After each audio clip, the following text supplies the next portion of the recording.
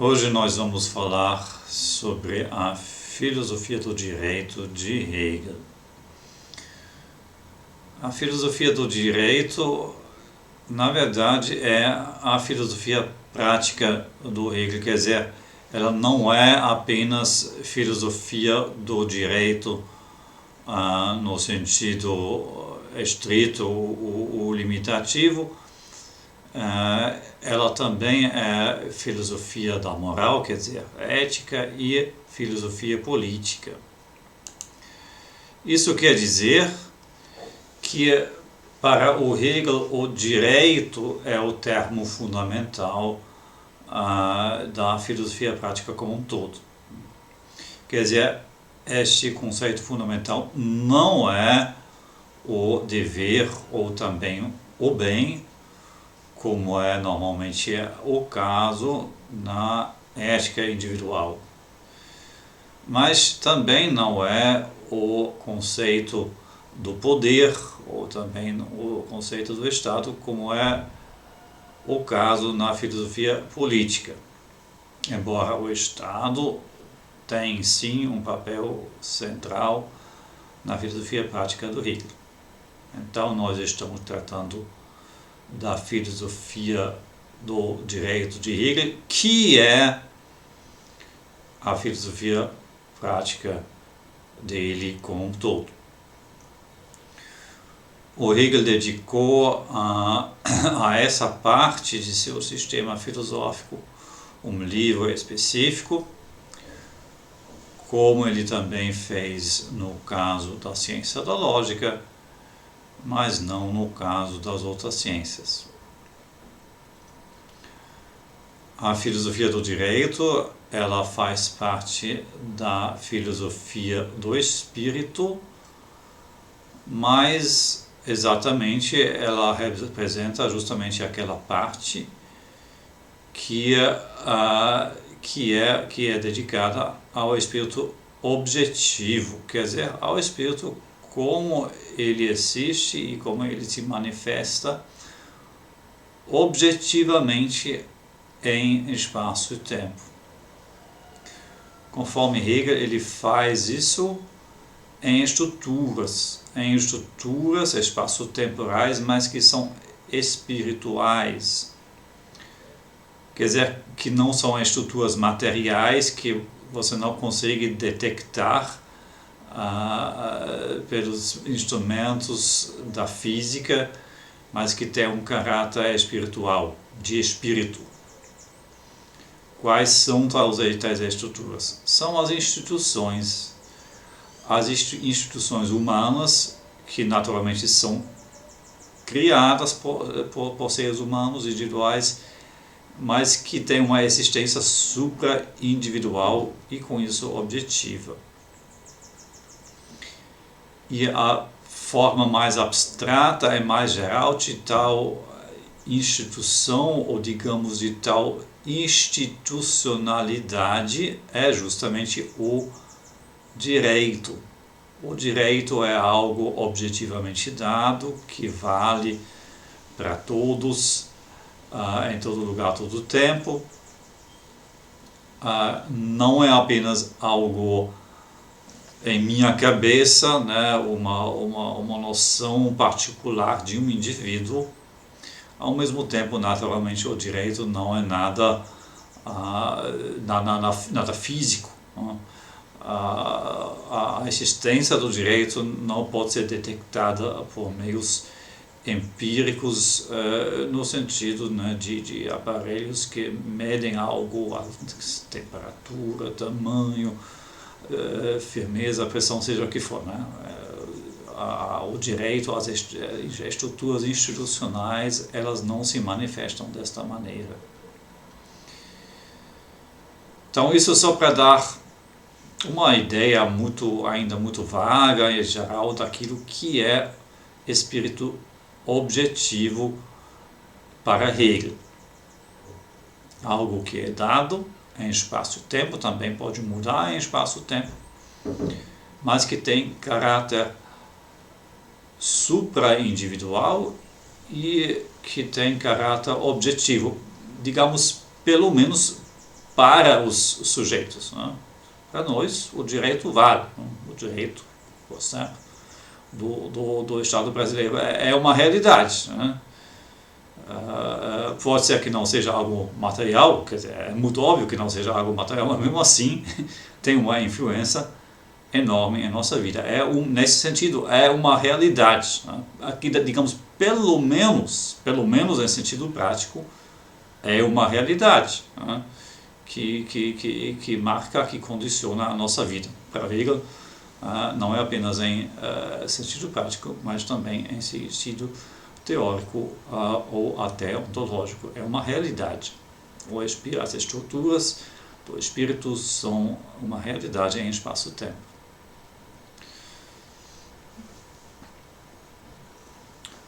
A essência do espírito em Hegel é o sujeito racional. Espírito é razão em espaço-tempo. Razão em seu próprio meio sem espaço-tempo é a lógica. E a razão, ela tem essencialmente a estrutura autorreferencial, quer dizer, a estrutura de sujeito. Isso nós discutimos, essa é a tese do Hegel. Isso não é universalmente aceito, né? Principalmente a lógica, evidentemente, pela grande maioria dos filósofos, dos pensadores, não é vista como algo que tem estrutura de sujeito, que é um sujeito em si. Mas o Hegel, ele defende isso, eu expliquei isso. Então, o espírito tem estrutura de subjetividade, o espírito sempre é sujeito, não é necessariamente sujeito finito, humano, como você, como eu, mas sempre é algum tipo de sujeito. E a marca mais fundamental do sujeito é a liberdade. Liberdade para Hegel é a autodeterminação, também autoposição, no sentido de pôr, de construir sua existência, e autocognição, autoconsciência. Tudo isso ele atribui ao conceito lógico e, mais exatamente, à ideia absoluta na ciência da lógica. Quer dizer, liberdade já há no nível da lógica. Na lógica, a liberdade não aparece como um conceito próprio, ela não é introduzida por Hegel como um conceito lógico, mas este conceito da liberdade pode e precisa ser atribuído já aos conceitos lógicos e à ideia absoluta. Então, liberdade não é nada especificamente nosso de seres humanos, mas já é algo lógico, ou já é algo que marca a lógica, que marca conceitos, que marca ideias e especificamente a ideia absoluta. Então, o conceito da liberdade, ele é, para assim dizer, o pressuposto, né? Ele já é dado, né? A filosofia do direito não precisa estabelecer este conceito, pelo contrário, ela parte deste conceito e dessa realidade, da realidade da liberdade. Podemos dizer que a filosofia do direito, ela apenas explicita o que é liberdade em espaço e tempo na história e como é que a liberdade se desdobra em espaço-tempo historicamente. Por isso, vamos no início falar um pouquinho sobre liberdade, assim como o próprio Hegel faz na introdução a este livro, Filosofia do Direito, ou mais exatamente fundamentos ou traços fundamentais da filosofia do direito. quando o Hegel discute isso no prefácio, na introdução, ele indica com isso que, sistematicamente falando, a discussão da liberdade, enquanto tal, ela não cai, do conceito da liberdade enquanto tal, ele não cai, essa discussão ela não cai na filosofia do direito, mas já é pressuposta a ela. O que liberdade é, isso nós já sabemos a partir da ciência da lógica e também a partir do capítulo sobre o espírito subjetivo. Como o Hegel está resumindo isso na introdução da sua obra, eu também vou fazer isso. O que é liberdade? Vamos começar com a nossa noção comum. Eu não vou expor aqui uma definição exata da liberdade, mas indicar alguns aspectos fundamentais conforme a nossa visão comum, como também a visão do próprio Hegel.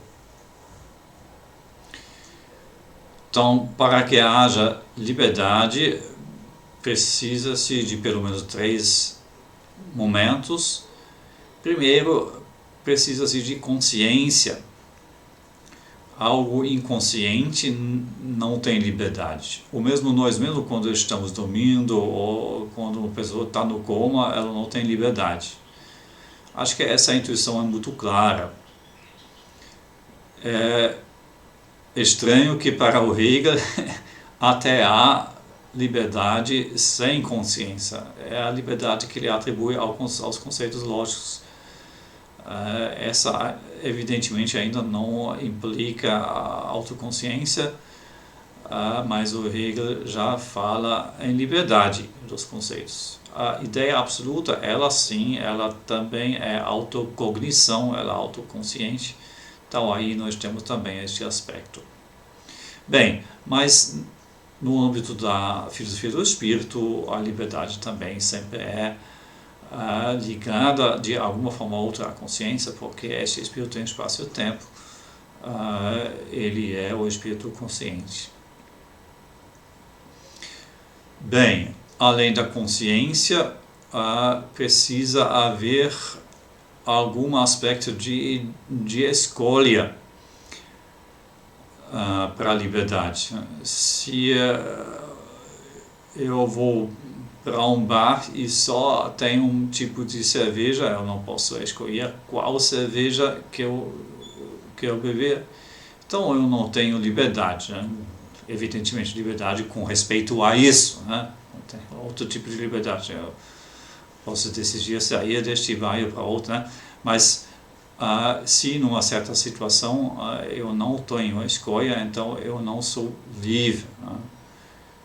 Quem está preso na cadeia não é livre porque ele não tem escolha para onde ele quer ir, né? E o que ele quiser fazer.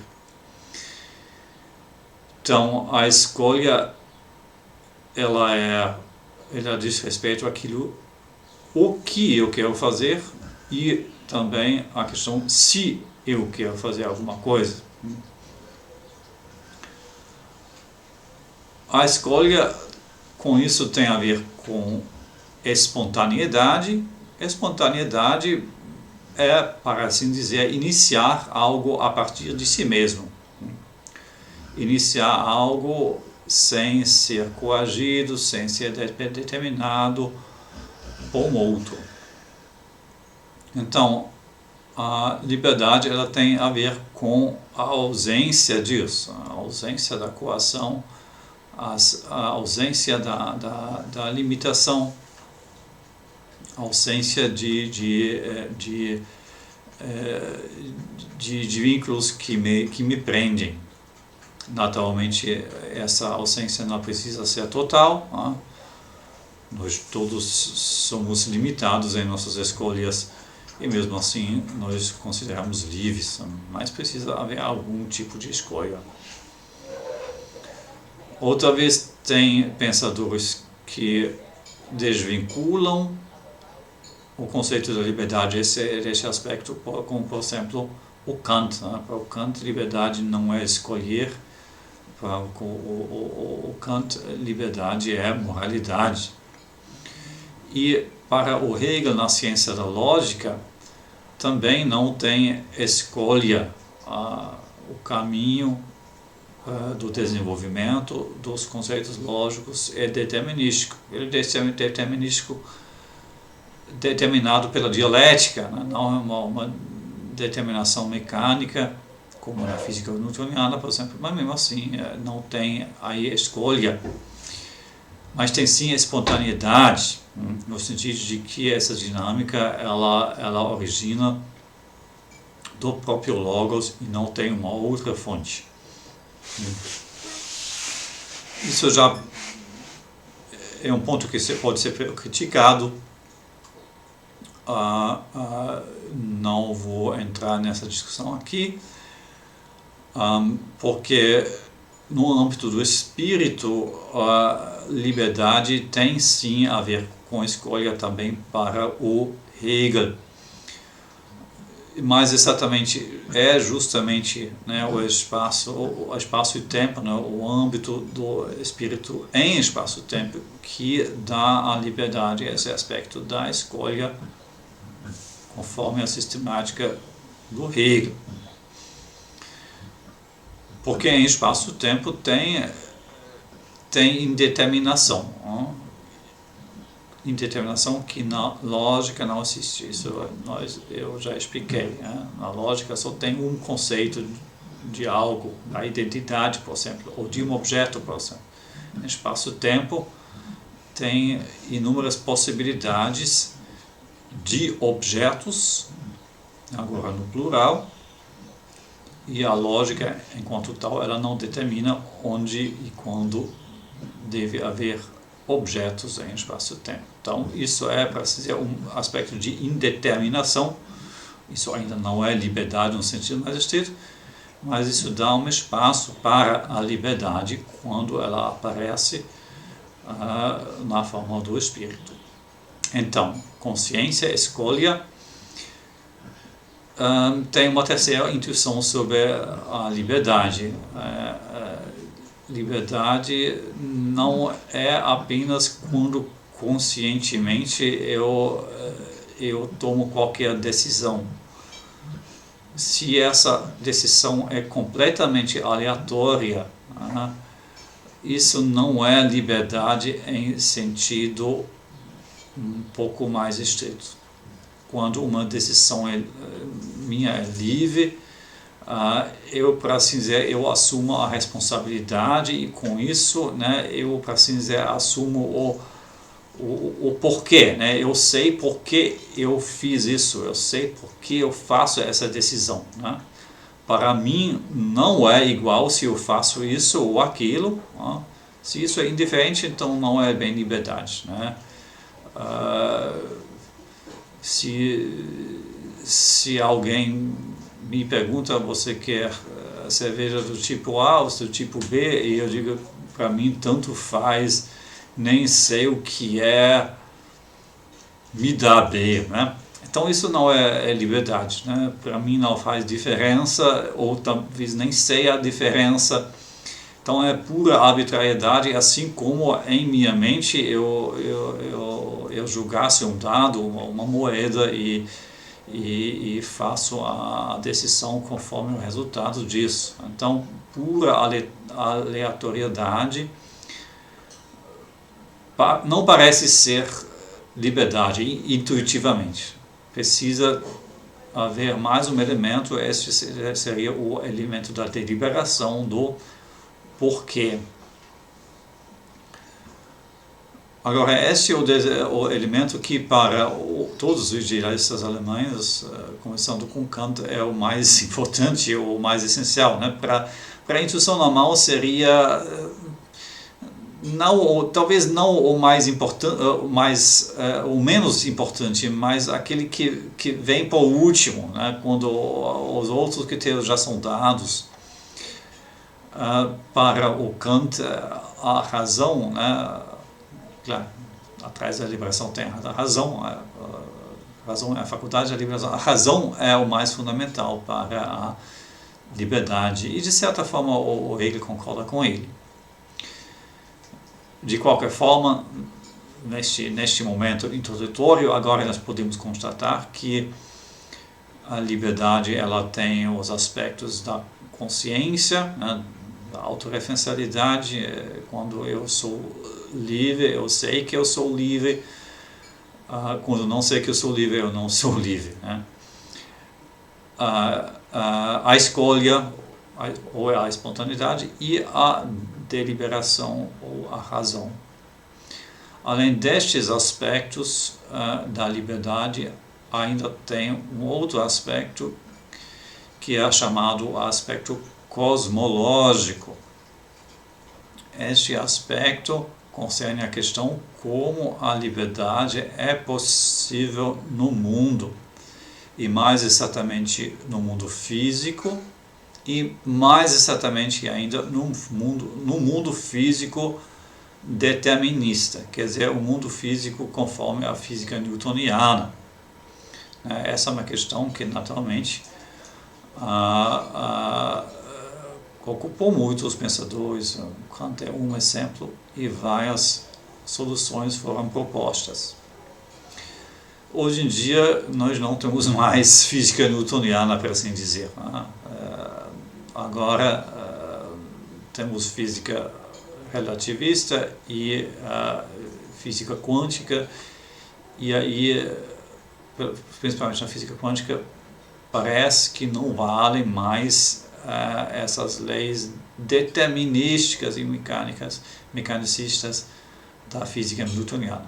Eu formulo isso com cuidado, porque ainda não se tem plena certeza, se não tem atrás das incertezas e da física quântica parâmetros escondidos que permitem reduzir tudo a um determinismo.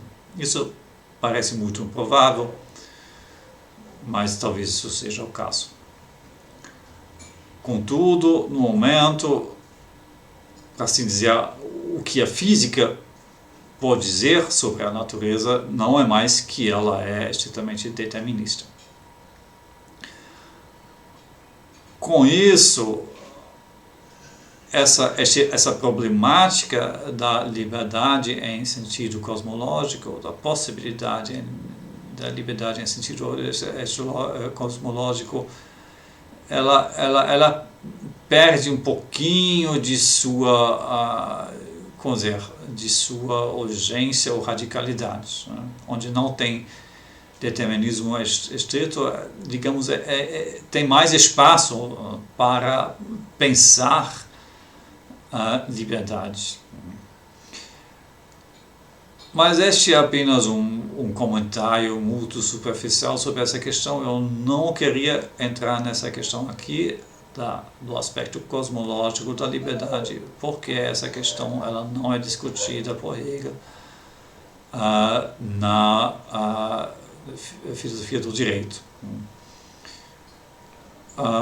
Eu só queria mencionar este aspecto porque ele é mais um dos aspectos fundamentais do conceito da liberdade, além destes três que eu mencionei, né? Então, pois, só por causa de completude, né, eu queria mencionar, para que vocês saibam, não tem apenas esses três aspectos que podemos chamar de imanentes,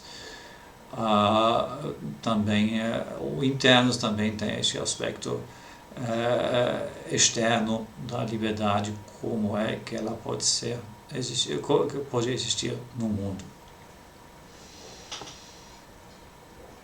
Então, o Hegel, como quase sempre, né, concorda com essa intuição normal e concorda com o sentido comum do conceito da liberdade. O que ele faz é apenas aprofundar a compreensão desse sentido, e com isso acontece que esse sentido também se modifica de certa forma, né? não é que a opinião comum ela se torna completamente errada, mas ela é, para assim dizer, supra-assumida numa compreensão mais profunda e mais completa. Então, essa concepção da liberdade, ela se desenvolve, ela surge no contexto do espírito subjetivo. Então, a filosofia do espírito subjetivo é o lugar teórico da discussão da origem da liberdade em espaço-tempo, e, na realidade, somos nós, seres humanos, sujeitos finitos, nos quais a noção da liberdade surge primeiramente em espaço-tempo, quer dizer, fora da lógica, onde tem a liberdade dos conceitos lógicos. Aí, quando essa noção da liberdade surge, eu falo de noção porque ainda não é um conceito no sentido estrito, num conceito claramente compreendido por nós. Então, no primeiro momento, essa noção de liberdade que surge nos sujeitos é a noção de uma liberdade abstrata. Liberdade é a ausência de coação, a ausência de limites, a ausência de restrições e, com isso, a ausência de ordem e de autoridade, porque qualquer ordem, qualquer autoridade impõe limites a mim. O homem quer ser livre, este impulso à liberdade conforme Hegel, é fundamental. Então, quando a compreensão da liberdade é essa, de liberdade abstrata, este impulso, né, o que ele quer? Ele quer destruir qualquer coação, limitação, restrição que seja imposta à sua vontade. E com isso ele quer destruir, em última instância, qualquer ordem e qualquer autoridade. É óbvio em que isso resulta. Isso resulta na anarquia total, na desordem total, e com isso no terror. Um exemplo disso, não é a única vez, nem a primeira vez que isso acontece na história, num indivíduo ou num grupo, mas é um exemplo paradigmático disso, para o Hegel, é o terror na segunda fase da Revolução Francesa. Houve uma primeira fase que desembocou mais ou menos numa monarquia constitucional, e depois, quando o rei da França fugiu, aí, e depois, em consequência disso, não era mais possível manter ele como o chefe do Estado, o chefe constitucional do Estado. Então aí essa revolução entrou na fase do jacobinismo, no reino do terror, e do uso quase restrito da guilhotina. Isso para Hegel era um exemplo paradigmático disso, de uma liberdade que se define por não aceitar nenhuma restrição, e com isso nenhuma ordem, nenhuma autoridade. Então essa liberdade, essa vontade, a vontade que é essa liberdade, ela é extremamente hostil, na verdade, não apenas a autoridades e estruturas, mas em última instância a qualquer outra pessoa, porque qualquer outra pessoa é uma potencial ameaça à minha liberdade nesse sentido.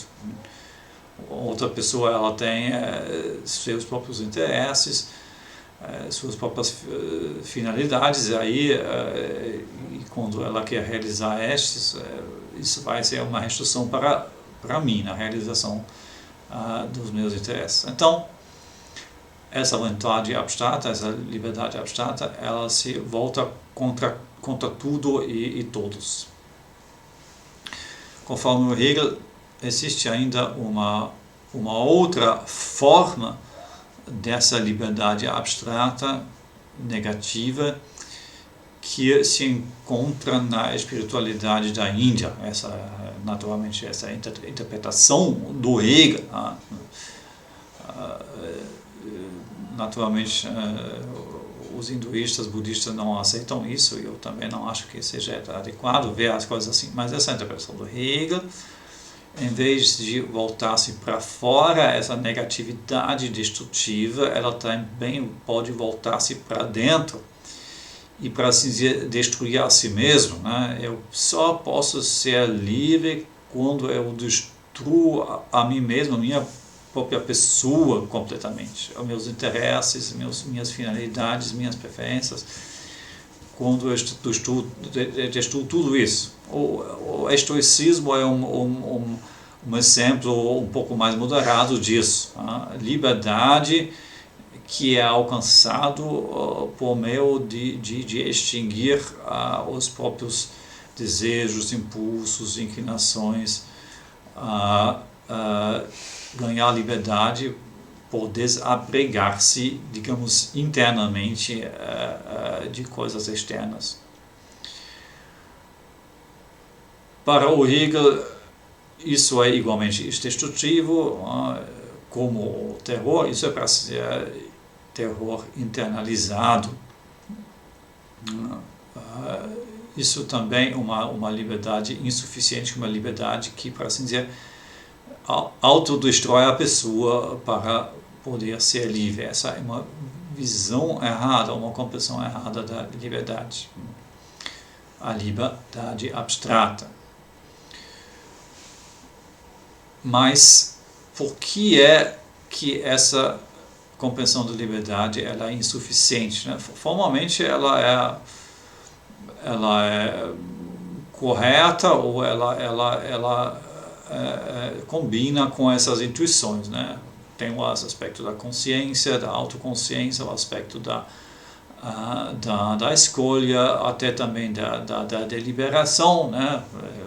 Correto, né? Deliberar, raciocinar que qualquer pessoa que tem seus próprios interesses é uma possível ameaça à minha própria liberdade, portanto eu preciso destruí-la, né? Neste nível formal, isso é um raciocínio correto. Então tem todos esses três aspectos, mas mesmo assim, naturalmente, essa concepção da liberdade ela é insuficiente. Ela é insuficiente para, como dizer, né, a noção comum, né, porque ela é tão destrutiva, né, para assim dizer, isso não faz bem para ninguém, nem para a própria pessoa, para o próprio indivíduo que luta por tal liberdade, né.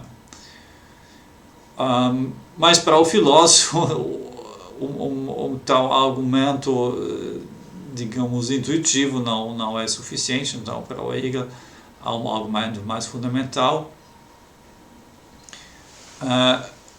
Essa liberdade que se define por não aceitar nenhuma restrição, nenhuma determinação, nenhuma limitação, nenhuma coação. Ela, justamente por isso, ela se autolimita, ela se autorrestringe de uma maneira radical.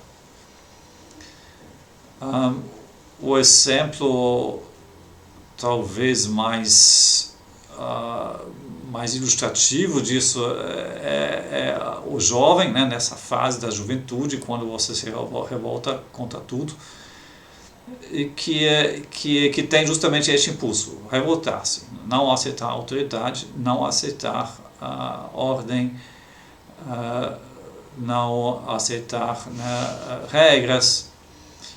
Então, quando o pai diz, né, a tal jovem, você volta hoje até às 11 horas em casa, então o que ele vai fazer, né? Ele vai voltar depois, porque o pai disse e eu me revolto contra meu pai. Então, resulta que ele agora tem a coação, né, de voltar depois das 11 horas. Talvez ele queria voltar antes, né, porque a festa onde está é muito aborrecida, mas ele não pode, né, porque ele precisa desobedecer ao pai, né, porque este é o seu princípio, o princípio de sua noção de liberdade é revoltar-se. E também crianças pequenas, numa certa idade, vocês observam isso, que eles são contra algo, rejeitam algo simplesmente porque, né, uma outra pessoa sugeriu, ou uma outra pessoa pediu. Né? Aí essa criança até rejeita fazer coisas que ela gostaria de fazer, só para satisfazer, né, este impulso de revoltar-se. Bem, então, o princípio de revoltar-se contra qualquer determinação alheia, ela leva a uma restrição extrema, né? Em última instância, uma restrição total. Eu não posso, por assim dizer, concordar com mais nada, e aceitar mais nada. Então, e quando eu vou um passo ainda além disso, né, um passo no pensamento abstrato, eu percebo que qualquer determinação, qualquer conteúdo de minha vontade já é uma restrição. Né?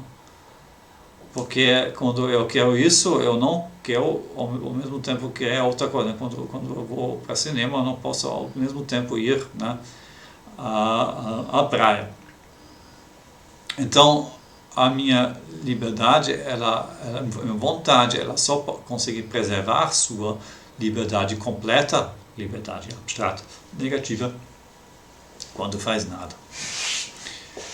Então, a destruição total externa ou também interna, ela é o resultado dessa liberdade, mas com isso a liberdade não destrói apenas coisas boas, mas ela destrói a si mesma, né? Ela se limita extremamente, né? Para assim dizer, a tal pessoa ela não pode fazer mais nada, pelo menos nada construtivo. E com isso, essa liberdade abstrata, ela é determinada sim, né? Ela é determinada extremamente, ela é extremamente limitada, né? Ela é submetida a uma coação total, né? E com isso ela se autodestrói, né?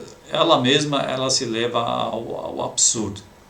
E essa é a razão porque tal compreensão da liberdade precisa ser superada, porque ela é incoerente, né? Não apenas por razões externas, porque não gostamos disso, né? Porque parece uma loucura, mas por razões da inconsistência lógica de tal compreensão da liberdade. Então, precisamos modificar nossa noção da liberdade. E a primeira modificação é conceber da vontade que pode escolher, que pode fixar-se em algo, né? Esse era assim, o resultado da última consequência da liberdade abstrata. A liberdade abstrata, negando tudo, né, rejeitando qualquer limitação, ela se autodetermina. Ela se autodetermina ao vazio total, à destruição total. Né? Mas o importante é o ato de autodeterminação. Né? A liberdade não é, para assim dizer, um estado, né? O estado onde não tem coação, onde não tem limitação. Então, liberdade é um ato. Essa é, para assim, o resultado, a mensagem deste fracasso da liberdade abstrata. Liberdade precisa ser pensada como um ato de dar determinação a si mesmo, de dar conteúdo a si mesmo. Liberdade não é ficar livre de qualquer conteúdo. A liberdade é dar um conteúdo a si mesmo, a vontade dá um conteúdo a si mesmo. E isso é a compreensão, essa é a compreensão da liberdade como livre-arbítrio. No livre-arbítrio, este elemento da escolha, ele é predominante, né? Como é que a vontade se dá um conteúdo? Ela faz isso fixando-se em um objeto naturalmente que é externo, né? Então ela busca alguma por uma possível determinação para si mesma, ela encontra tal determinação em um objeto externo desejado, né? Por exemplo, né, eu delibero o que poderia fazer isso, né? Aí vem à minha mente, né, coisas que eu poderia fazer, né? Ir ao cinema, ir à praia, ir a um bar com amigos. E aí, né, estes objetos ainda são objetos imaginados, possíveis ações, né? Elas atraem mais ou menos o meu desejo, aí eu delibero, né? Eu imagino como que seria isso agora, ir ao cinema, como que seria ir a um bar, né? E aí, né, eu sinto mais ou menos desejo, aí finalmente eu fixo a minha vontade naquilo que atrai, que provoca ao mais o meu desejo no momento, então eu vou à praia. Então, isso é livre-arbítrio, fixar sua vontade em um objeto desejado, mas o ato dessa fixação ele é espontâneo.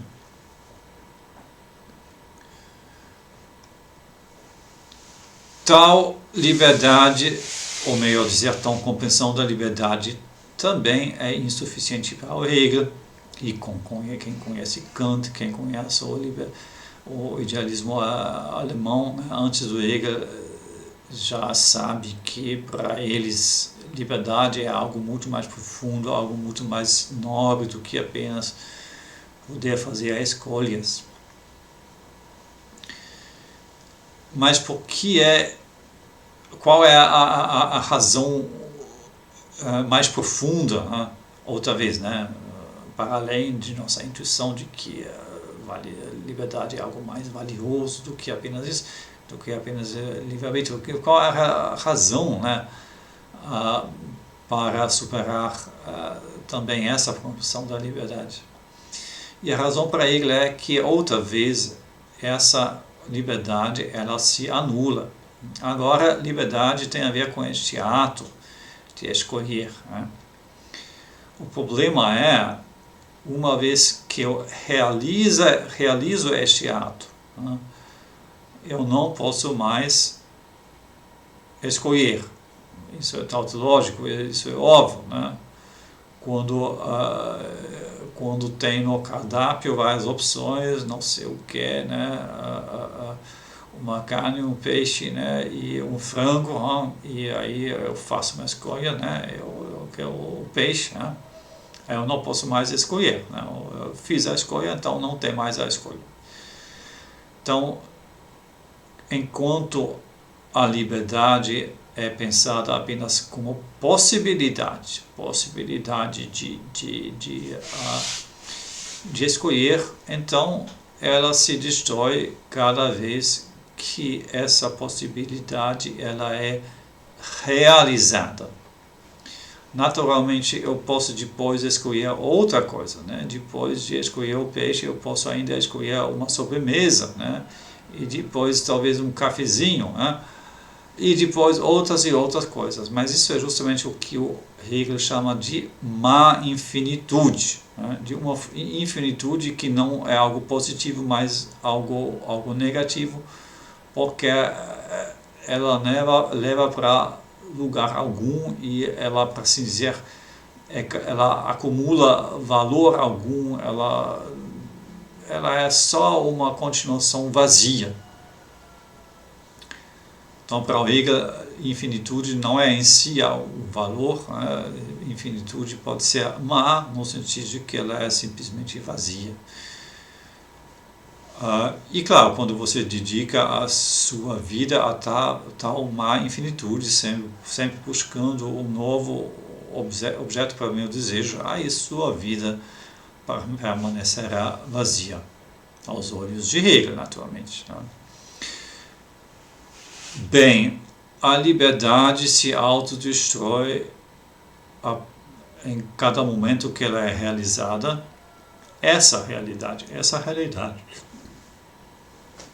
que é identificada com o livre-arbítrio, essa concepção da liberdade, conforme a qual ela é, em primeiro lugar, possibilidade de escolher. Essa possibilidade eu perco sempre quando realizo a escolha.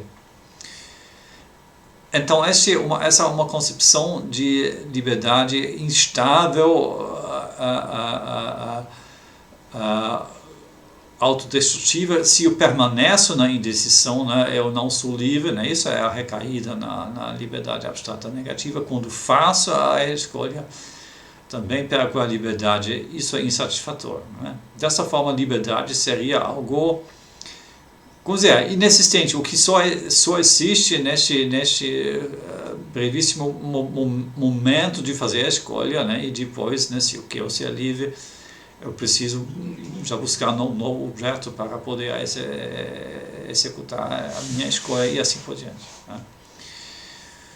Então, liberdade verdadeira não pode ser isso, né? Fixar sua vontade em objetos desejados e tentar alcançar eles. Então, para chegar à concepção adequada, verdadeira da vontade livre, nós precisamos, para assim dizer, apagar o objeto e sua fixação em objetos. Então, isso é o próximo passo. Né? E este passo, ele segue, para assim dizer, logicamente, né? Lógica dialeticamente, justamente dessa compreensão. A minha vontade livre, enquanto tal, né? ela não depende dos objetos.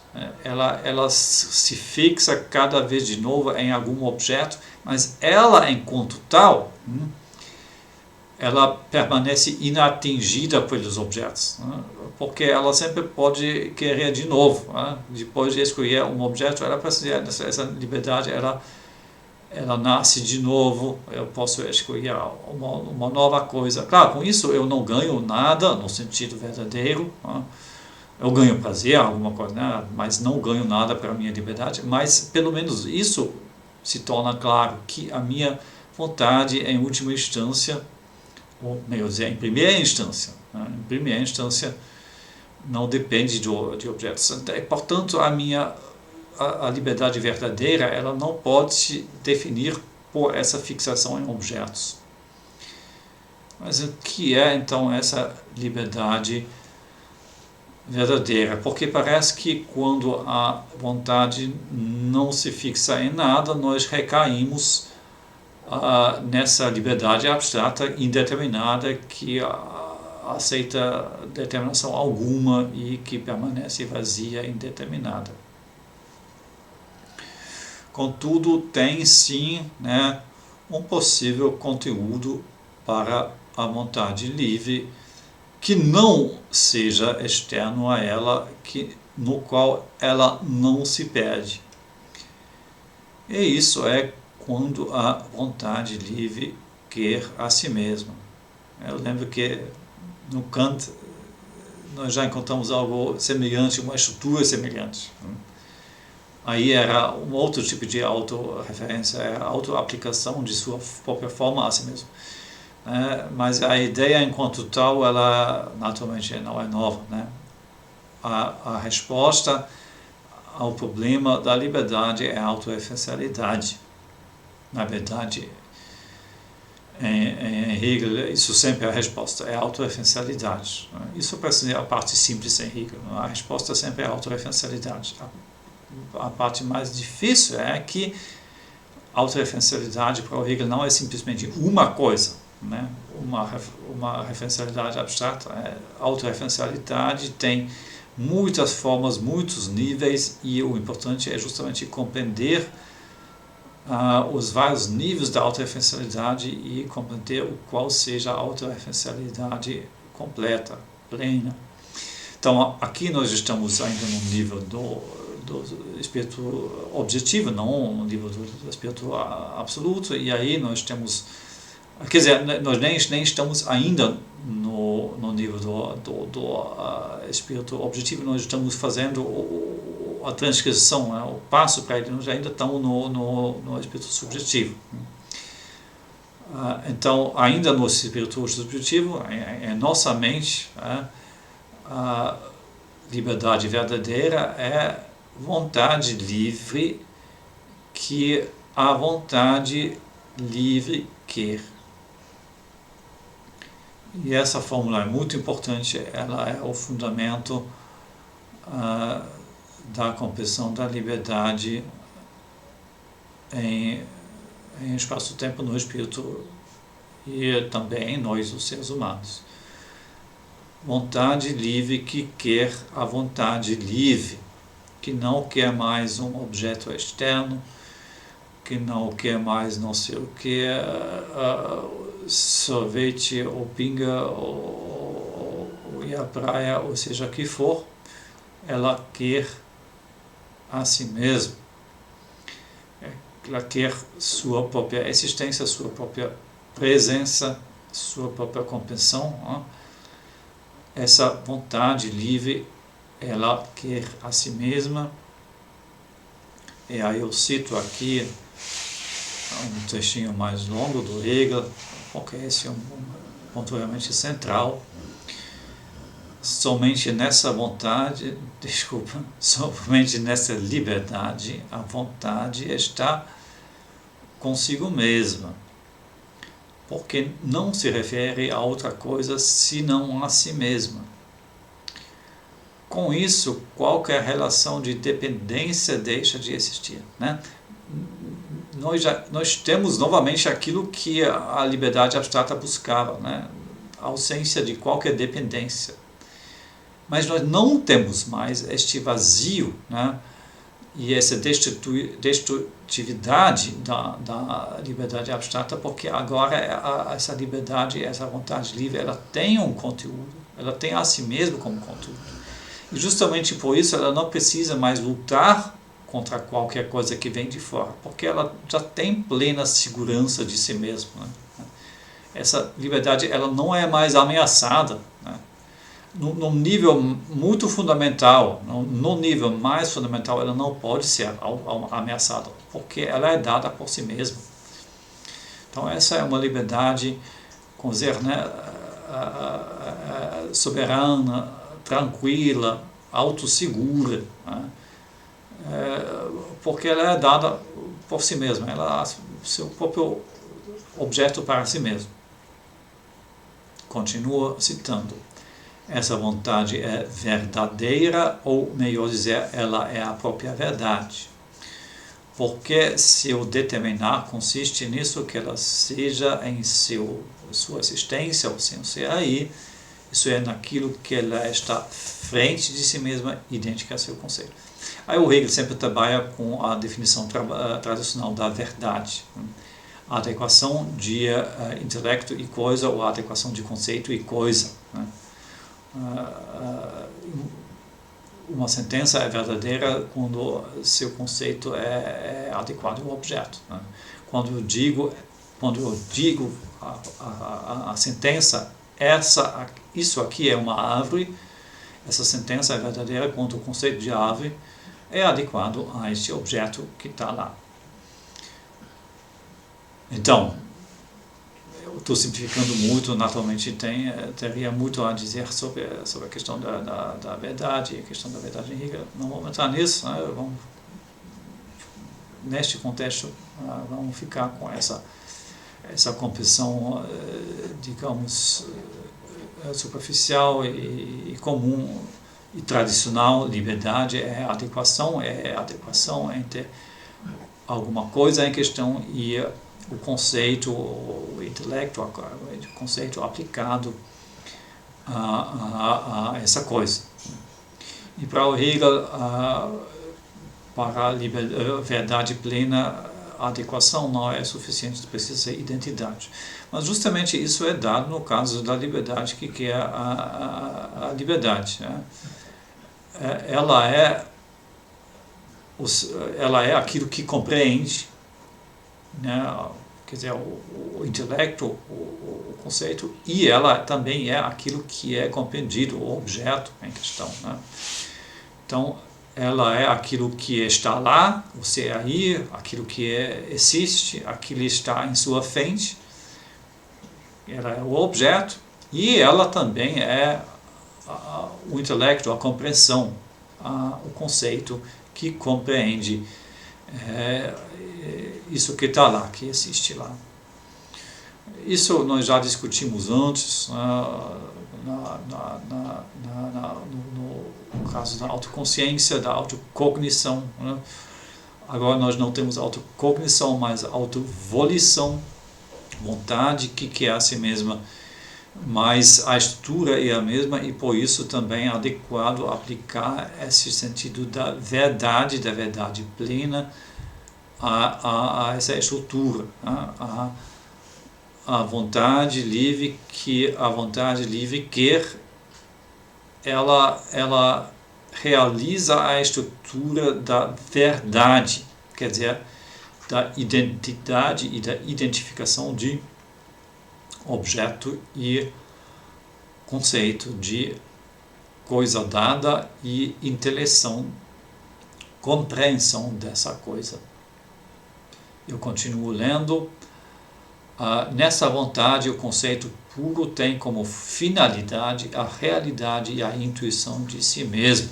Então, isso é o aspecto, digamos, volitivo, do querer, né? Essa vontade, ela tem uma finalidade, né? Ela quer isso, né? Ela não apenas compreende a si mesmo, ela quer a si mesmo nessa compreensão, ela quer compreender a si mesmo e ela quer a si mesmo. Né? Isso essa é a vontade livre, que a vontade livre quer. Isso nos princípios da fundamentação da filosofia do direito, parágrafo 23. Essa obra ela é dividida em parágrafos. Podemos resumir da seguinte forma: a liberdade abstrata ela pode ser vista como a compreensão da liberdade sobre a predominância da concepção da necessidade. Liberdade é a necessidade de destruir qualquer limitação. Liberdade na compreensão do livre-arbítrio é liberdade como possibilidade. Liberdade é poder escolher, poder fazer. E já sobre este aspecto formal, ambas as formas são insuficientes. Né? Liberdade como mera necessidade é contraditória, porque liberdade simplesmente é não ser sujeito à necessidade. E foi justamente isso que encontramos como a verdade fundamental da liberdade abstrata. Ela se autodestrói, ela é inconsistente. Ela impõe a si uma restrição total. Ela resulta justamente no contrário daquilo que ela quer. Então, liberdade como mera necessidade é insuficiente, também liberdade como mera possibilidade, porque se liberdade só é possibilidade, logicamente, ela evanesce, ela se destrói, uma vez que a possibilidade ela é transformada em realidade. Essa crítica da liberdade concebida como possibilidade, talvez ela é a mais fundamental aos olhos do próprio Hegel, porque essa é a visão mais comum da liberdade. Né? Tanto na opinião comum, como também entre os filósofos, até o próprio Kant, né? Liberdade é possibilidade, ter possibilidades, realizar possibilidades, isso é insuficiente, né?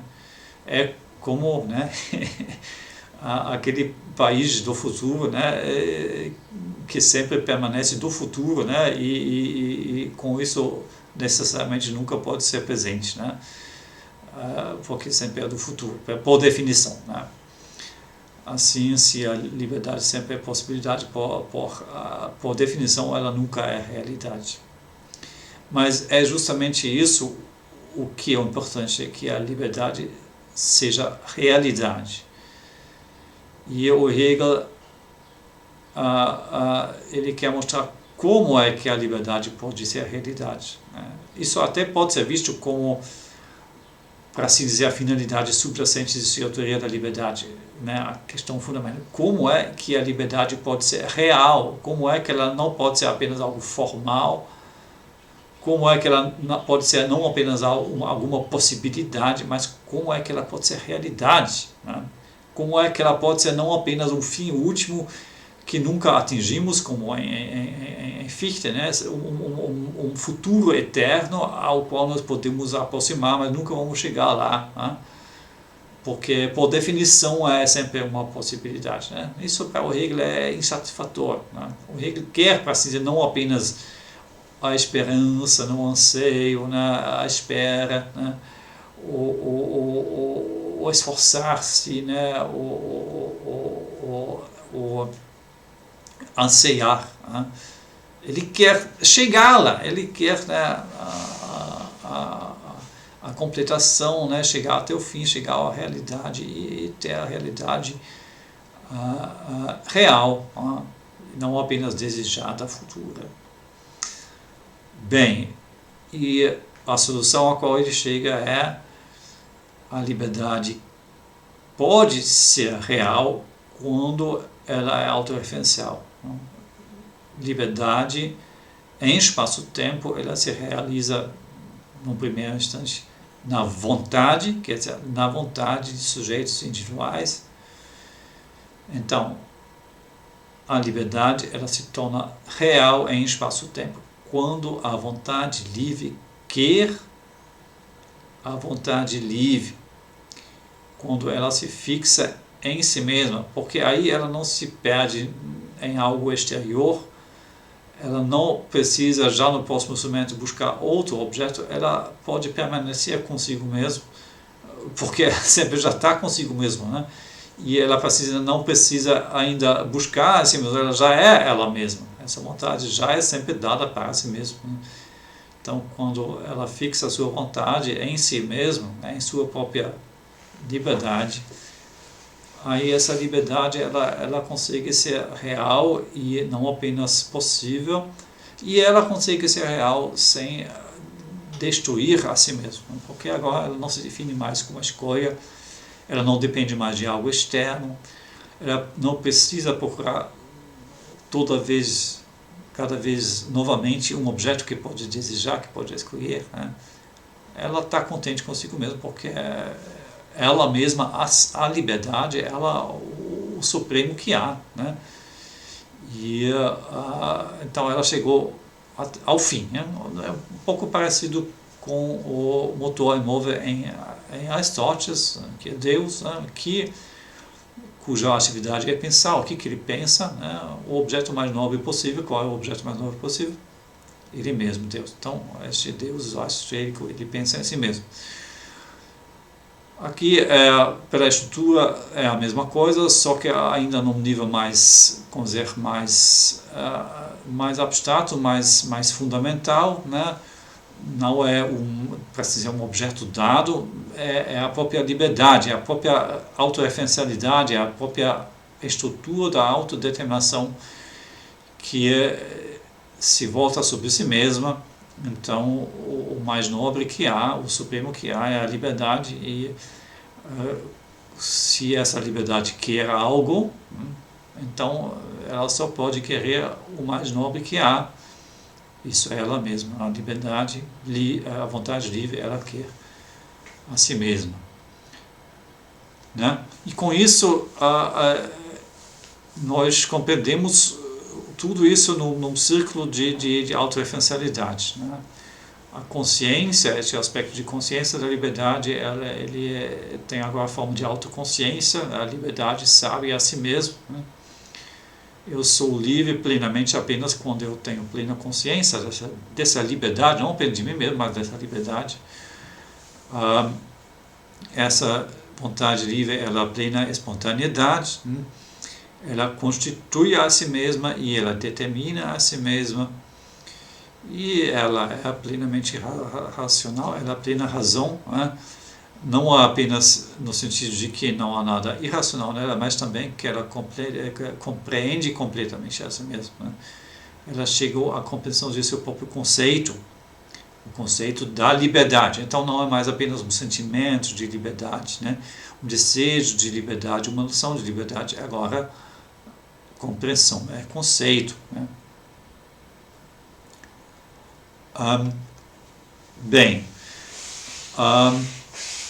Então uma outra fórmula que o Hegel oferece é a vontade livre. Ela tem a si mesmo como objeto, conteúdo e fim. Então ela é aquilo que para si está diante de si mesmo. Ela é conteúdo, aquilo que há dentro de si mesmo, e ela é fim, aquilo que ela mesma deseja, para onde ela se orienta. Este aspecto da razão, ele tem mais uma implicação muito importante, e este aspecto vai nos levar ao espírito objetivo.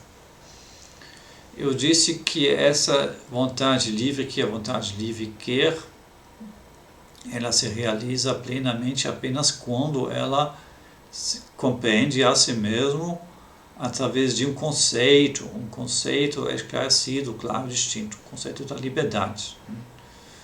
Porque se ela tiver ainda uma mera noção, um sentimento de si mesmo, ela não tivesse plena consciência de si, e com isso não seria completamente livre, porque não seria completamente adequado a si mesmo, né?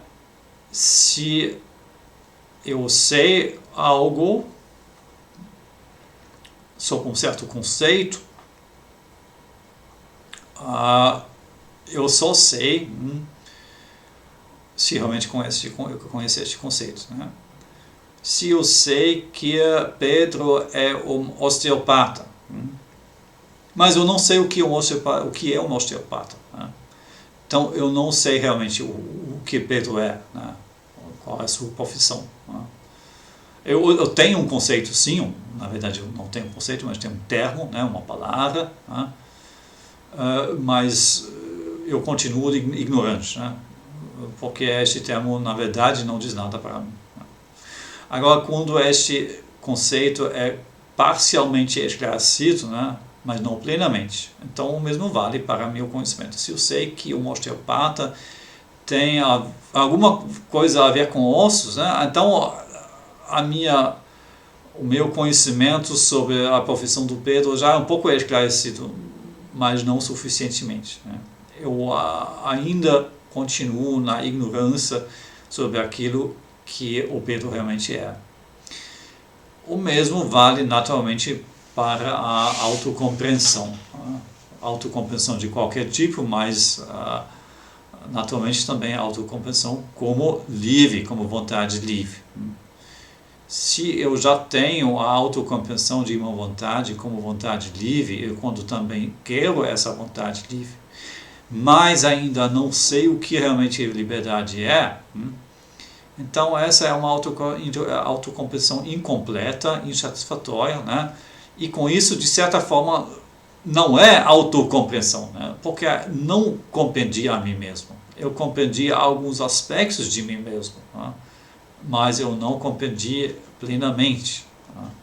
Por exemplo, eu só compreendi que liberdade tem a ver com a espontaneidade mas ainda não compreendi que tem a ver também com a razão e com a autorreferencialidade, aí minha autocompreensão ela é incompleta e ela é insuficiente.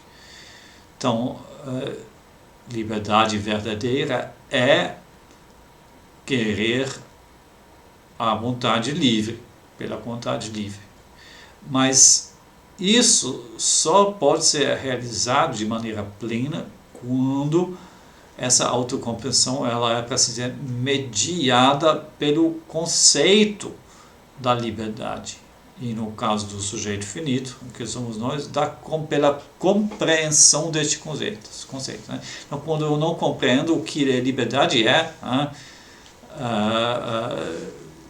querer a liberdade necessariamente ainda é insuficiente. Meu querer da liberdade é insuficiente. Eu preciso esclarecer para mim mesmo o que é isso, liberdade. Naturalmente, na opinião do Hegel, ele mesmo faz isso, então ele mesmo, por assim dizer, abre para nós este caminho, né, de compreender nós a nós mesmos como livres. Então, verdadeira liberdade precisa do conceito, precisa da razão, porque verdadeira liberdade é autorreferencial e essa autorreferencialidade ela só é plenamente realizada quando ela for esclarecida. Ela pode ser esclarecida apenas por conceitos discursivos, racionais, e por isso, né, a racionalidade ela é constitutiva. Eu só posso ser livre quando tenho o conceito da liberdade e quando eu quero a vontade livre sob este conceito da liberdade. Contudo, agora tem um novo aspecto, quer dizer, não é novo, né? Já é implícito o tempo inteiro, né? mas algo que nos leva a um novo patamar. Um conceito sempre é algo universal, né? Não é apenas algo individual meu, algo que existe agora neste momento, neste lugar. Ele é universal. Universal, né? Na filosofia, na ontologia, sempre diz que algo pode ser instanciado em diferentes lugares, em diferentes tempos, né? E potencialmente, né? Em qualquer espaço, em qualquer tempo. Então, uma árvore concreta ela existe num certo lugar e num certo tempo, né? Mas o conceito da árvore, né? Ele é atemporal, ele não é espacial, ele é universal, ele pode ser, teoricamente, né, ser instanciado em qualquer lugar, em qualquer tempo. Então, o mesmo se aplica para a liberdade. O conceito da liberdade ele é universal. A liberdade a minha vontade livre, ela é individual, naturalmente. Mas isso não tem a ver com a limitação da liberdade, mas com a limitação de mim mesmo enquanto sujeito finito, né? Mas o conceito da liberdade ele não pode ser limitado a algo individual, ele é universal. Contudo, quando eu quero a vontade livre, quando minha vontade livre quer a vontade livre, ela quer a vontade livre. Quer dizer, a vontade livre enquanto conceito universal. Isso significa, na prática, ela quer qualquer vontade livre, qualquer instância da liberdade, qualquer realização individual em espaço-tempo da liberdade. Então, a liberdade, a vontade livre que a vontade livre quer, necessariamente quer a liberdade como algo universal e, com isso, ela quer a liberdade de todos os seres individuais em espaço-tempo que realizam este conceito, que tem também essa vontade livre que a vontade livre quer, ou pelo menos são capazes disso. Então, com isso, implicitamente, nós já fizemos o passo da liberdade individual que é minha, né, ao reconhecimento da liberdade em qualquer sujeito. Na verdade, em primeira instância, nem tanto não é apenas reconhecimento, nem é, em primeiro lugar, reconhecimento, é querer, né? Eu quero essa liberdade, né? Se você é uma pessoa, um sujeito, e tem liberdade, eu quero sua liberdade, assim como a minha, né? Porque no fundo é a mesma coisa, o mesmo conceito, né? E a vontade livre, que a vontade livre quer, só pode querer a si mesmo plenamente enquanto conceito, mas no momento em que ela quer a si mesma como conceito, ela necessariamente inclui nessa vontade qualquer instanciação deste conceito. Então, a vontade livre, que é a vontade livre, não quer apenas sua vontade livre individual, porque essa seria uma limitação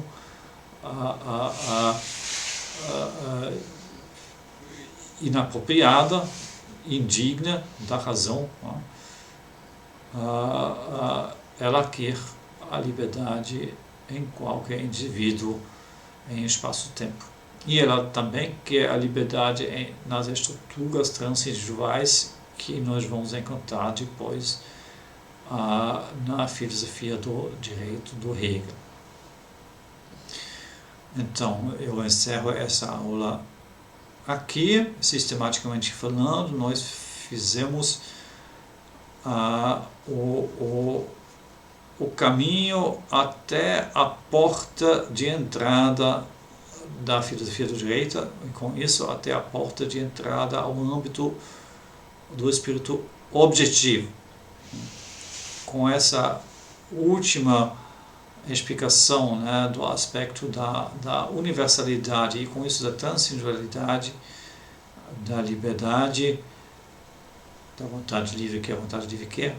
Então, com isso eu levei a vocês a essa porta de entrada. Eu abri a porta para agora entrarmos neste âmbito da realização transindividual da liberdade em estruturas e instituições do espírito objetivo. Como já disse, né, em Hegel, né, ter chegado ao ponto da autorreferencialidade é essencial, é indispensável, mas não é o fim, mas apenas o começo de um desenvolvimento. Então, aqui também, né, ter chegado à vontade livre que a vontade livre quer, e com isso, a compreensão verdadeira da liberdade só é ter chegado ao começo, ter chegado até ao fim do desenvolvimento do espírito subjetivo, mas é apenas o começo do desenvolvimento do espírito objetivo, que é um desenvolvimento muito complexo, intricado, muito rico. E sobre isso eu vou falar resumidamente, naturalmente, né, na próxima aula.